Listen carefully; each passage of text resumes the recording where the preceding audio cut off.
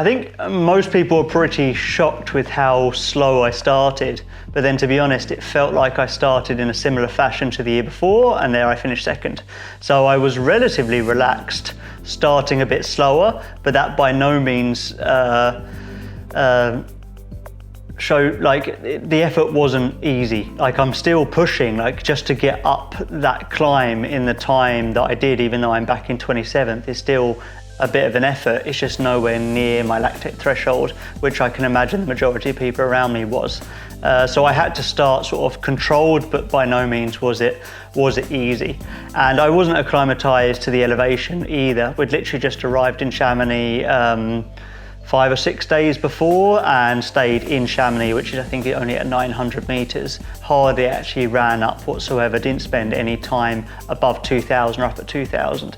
And suddenly I'm racing up at 2,500 meters above sea level. So I think if I had pushed any harder, it would have really negatively impacted my race from there on. So I had to start how I did, and that was pretty much the only way I could see myself finishing the race well or having a chance of winning. I'm just glad it paid off, because it did get a bit scary at one point. I think coming into Champay, I'd steadily climbed up the field, but I was something like 13 minutes behind the lead. And that is like, you know, that psychologically especially, that's a big gap. And it's not like I was gonna give up, I was always gonna push through to the end, but that did seem insurmountable. But I mean, what else can you do? Head down, grind away, and it actually didn't take that long for the gap to come down. So I'm really happy about that, but I do think like my execution in the second half was really good, so that's why. So when pacing the race, I went mainly off feeling. I took a cursory glance at my heart rate every now and then, but was pretty shocked by what it was, because I mean, it was relatively controlled just between zone 2 and zone 3 on the whole first climb, which I thought, okay, that's a good place to be, nowhere near my lactic threshold. I could hold that uphill for a relatively long time, but I was expecting that to drop quite a lot on the flats and the downhill, so to be more towards sort of like mid-low zone 2 maybe, but no, it was up top end of zone 3 pretty much on all the downhills as well, and I just didn't think I could hold that high effort level for that long. So I pretty quickly just stopped looking at the watch, because I'd just scare myself and make it impossible to be able to maintain that effort level. And in the end, I actually did hold that effort level through the entire race. My heart rate was that high, which I think shows that I fueled really well, and also that I'd trained really well for that effort level. And I think that's a big difference between the standard trail plans and the ultra plans. In the ultra plans, you do a lot more running at this sort of like easy to steady effort, and that's really race specific once you've been going for many hours. So it felt like my body was really well trained to go at a certain level, a certain effort level for a very long time. That real top end speed wasn't there, which is evident from the first climb and my races earlier in the year. But it did feel like I could go at the effort level I did for a very, very long time.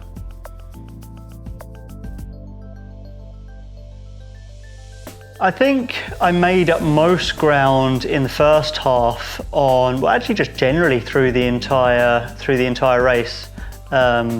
Once that first climb was over, the whole race calmed down a lot. I picked up a lot of places immediately on the first downhill, and then after that it was just gradually reeling people in, because I was generally just moving at a slightly faster pace. I think especially on the long downhill, I just managed to maintain a good running stride, and I think I'd looked after myself a little bit better than some of the other athletes, drinking a lot more. Sometimes I'd actually have to run 10-15 meters off course to a water butt to try and fill up, then run back to the course, or stop at a river to fill up and lose a little bit of time there. But in the greatest grander scheme of things, that was like the right thing to do because it was a lot warmer than we expected. And to keep myself in good working order was ultimately the most important thing, because it's not a race to Champay. And I think that's what how a lot of people race CCC. They really race to Champay and then it becomes about survival. But there's a few people which are racing to the finish line. And yes, it is a little bit about survival in that second half, but really the finish line is what they're really trying to get to as fast as possible, not that halfway point where you get to see your aid crew for the first time.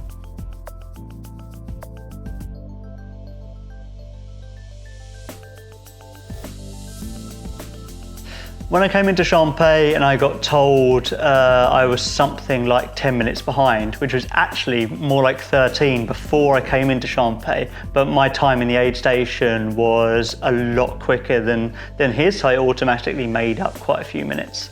But I thought that was a massive time deficit, and considering I was getting reports that he was moving really well, I tried not to think about it, but I just thought, well, that's probably like the race over maybe. I mean, and I was thinking to myself, well, am I happy with second again? But to be honest, I think when I was moving along, I was in my own little bubble and I was just happy that I was executing the race in a much better way to the year previous. I felt like the fueling was going much better, the pacing was going much better. I just felt like I was happier with the effort I was putting in, and then that's why I think I just got stronger and stronger and kept moving at the same speed instead of slowing down.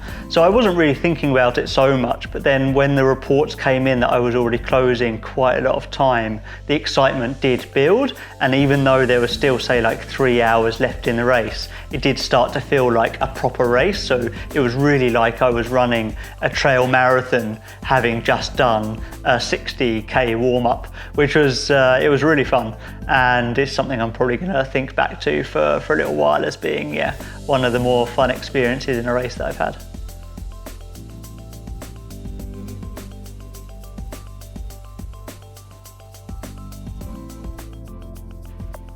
After Champay, two things changed. One, I started drinking a lot more Coke and a lot more plain water rather than energy drink. And two, I actually picked up some headphones in Champay and listened to music, especially up the Bovine climb. And I've never listened to music in a race before, and it was a really interesting experience. And one that I do actually think really helped. As soon as I turned the music on, which was no particular playlist, I think it was just some interval playlist that I've used through the winter when running on the treadmill, but I was transported away, and it was just like me in the moment, ploughing along, feeling relatively fresh and happy as if I was running on the treadmill at home. And that was really strange because normally in a race you feel tired and the effort level accumulates through the whole race, but suddenly I felt like a different person. And thinking back to it, I think the main reason was because I could no longer hear my breathing. And during an ultra race, I think you end up breathing a lot, as if you're pushing really hard, but you're actually moving relatively slowly, and the effort level is still quite controlled, but you're breathing a lot. And hearing that breathing makes you feel tired. It makes you feel like you're working, and psychologically it is quite tiring. So to suddenly not be able to hear myself breathing and then just be able to zone out and crush that climb, I think that is one of the things that helped the most. And I think I actually closed something like 4 to 5 minutes on that climb alone. So I think that was one of the real contributing factors to having such a solid stint for that hour or two.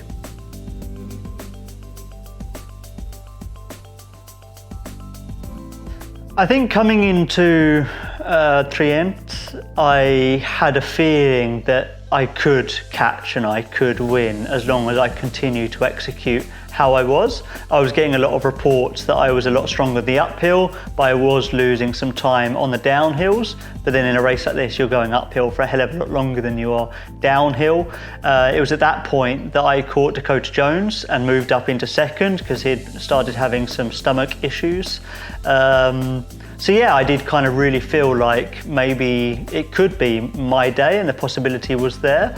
I met some friends on the course, Robbie Simpson, he gave me a great account of how good I was looking and how poor Shen was looking. So that was really nice, but then I take a lot of those things with a pinch of salt, because obviously, you know, they want to pep you up, they want to get you going, they want to give you some good energy. But it actually was only at the top of the next climb that I saw him ahead and thought, well, that's it, like, I can do this, I should be able to do this. It was now a case that it'll be disappointing if I don't do this, but there's still 2.5 hours of racing left, maybe. So it's just so strange. You're so far away from the finish line, but you're already calculating whether you can get there first. And actually then I went through a down patch straight away after I caught him. So in a race like this, you do have ups and you do have downs, and my abdominals started cramping pretty bad, so some stitches, and I immediately, having caught him, had to let him go again, and he put another 2 minutes into me on that downhill. I was trying to get down some more salt tablets, trying to drink some more. I had to go and fill up from a stream and get some more fluid in me. So I was still thinking, okay, I can win this, but I was still trying to do so tactically and be smart, not get over emotional and go for it straight away. I was still having to look after myself, because at the end of the day, these races, they are about getting to the finish line, and if you can do that in one piece, you're more likely to be faster than if you try and push too hard too soon. So I had to hold back a little bit and then think, no, there's still another big climb up to Flégère left, and I can win the race there. It's a race to the finish line now and not to the next checkpoint in Vallorcine.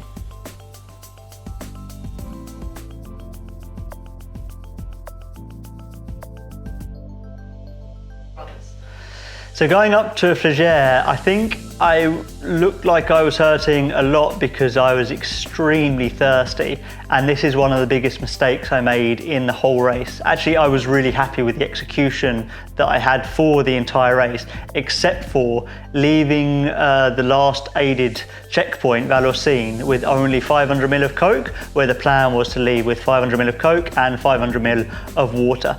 And I've looked back at the video footage, and literally I have the Coke in my hand, I have the water in my hand, something happens, I put the water down, and then I run out. Pretty much as soon as I leave the aid station, I tap my running vest and realise that I haven't taken it with me.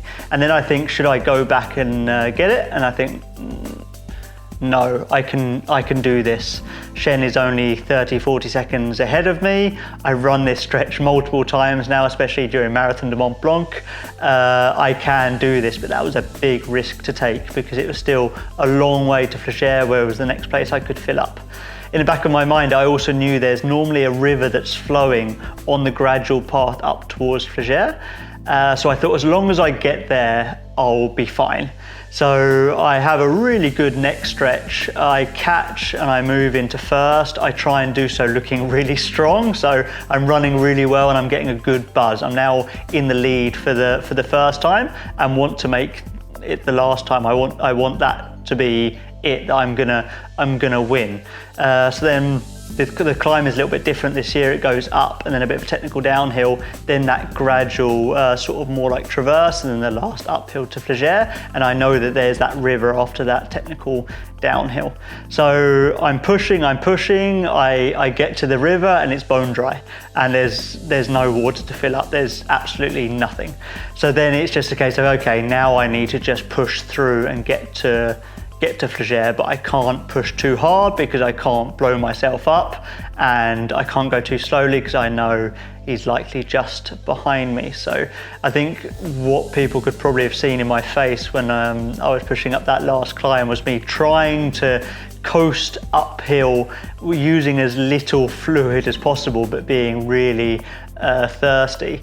So just sort of trying to manage the effort as best I could. But I got to Flégère, I managed to fill up. I drank, I think, 500 ml up there, and then it's 7 kilometers down to the finish. At this point, you think, oh, the race is kind of done, but still 7 kilometers is a long way. A lot can happen. And having not drunk for the previous hour, I knew my body wasn't in a very good way, and I think that's probably why I didn't look the best running into Chamonix either.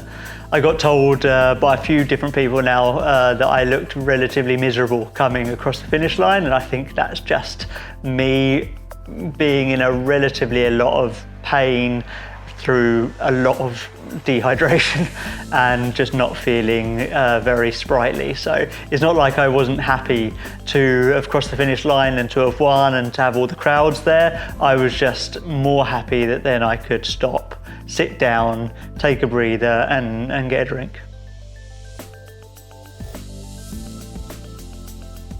So the course was changed a little bit this year compared to last year, and I think two things made the course slightly slower in my opinion to last year. One was the weather, it was quite a bit hotter this year than last year, and two was actually the course changes they made.